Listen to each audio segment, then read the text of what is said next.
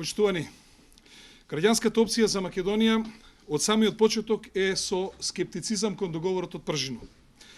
Владеачката коалиција предводена од ВМРО ДПМН во интерес на надменување на кризата, прво повлече три своји клучни функционери: Мијалков, Јанкуловска и Јанакиевски. Второ, му прифати на Заев изборен законник онаков како што тој сака. Трето, ВМРО ДПМН ја жртвуваше дијаспората. Од три, дијаспората сега ќе има само еден пратеник. Четврто, спротивно на Уставот и на Законот за судство се формира специјално обвинителство.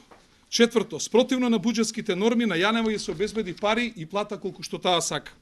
Шесто, спротивно на волјата на граѓаните на Република Македонија, во СДСМ во владата внесе министри и заменици. Седмо, спротивно на договореното на тие министри им се дадоа овластувања не технички, туку со полн капацитет.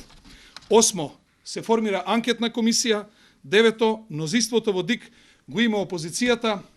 Десето, председателот и генералниот секретар во Државната изборна комисија е од опозицијата. И 11, премиерот си понуди оставка 100 дена пред избори, онака како што беше и договорено. За возврат на сето ова, СДСМ само се врати во парламентот, тамо и каде што му е место, и зашто неговите пратеници годишно земаат од граѓаните на Република Македонија над 700.000 евра.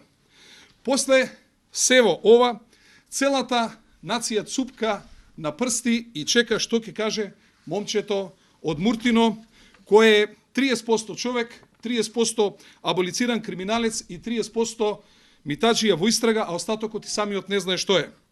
Држи во заложниство повеќе од 2 милиона граѓани, го држи во заложниство целото стопанство и кое што трпи огромни штети, и тоа во најтешка политичка и безбедносна ситуација, кога врие и Блискиот Исток, и Балканот, и цела Европа.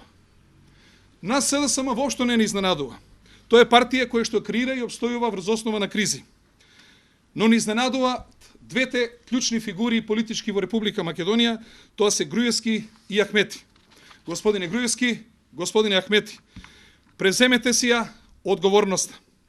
За тоа сте бирани од граѓаните.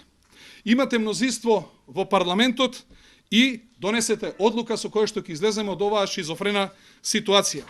Или избори на 24 април, или одлагање на изборите како што бара Зоран Заев, но за април 2018 година, а тоа значи поништување на договорот од Пржино, а министерчињата од Социјалдемократскиот сојуз да се вратат онаму од каде што дошле, а владата на Република Македонија да продолжи да работи со полн капацитет во интерес на граѓаните на Република Македонија и за она за што е бирано. Сметам дека владеачкото мнозинство не треба повеќе да калкулира, треба да си преземе одговорност и да го распушти парламентот.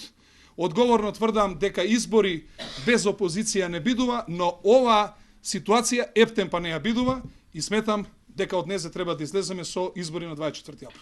Веднаш ДИК треба да си поднесе оставка и не знам зашто ги поставуваме тамо, затоа што тоа се познати трикови на Социјалдемократскиот сојуз, каде што председателот на ДИК близу пред избори или ќе си поднесе оставка, или ќе избереме нов состав, па тој треба некој да се пензионира. Тоа се познати трикови што ги прави Социјалдемократскиот сојуз и практично Социјалдемократскиот сојуз денеска е заробеник на својата лага дека му се украдени на избори 150.000 гласови, односно дека има 150.000 гласачи повеќе, и главниот проблем е што нити ги има, нити може да ги најде и практично е заробеник на својата лага.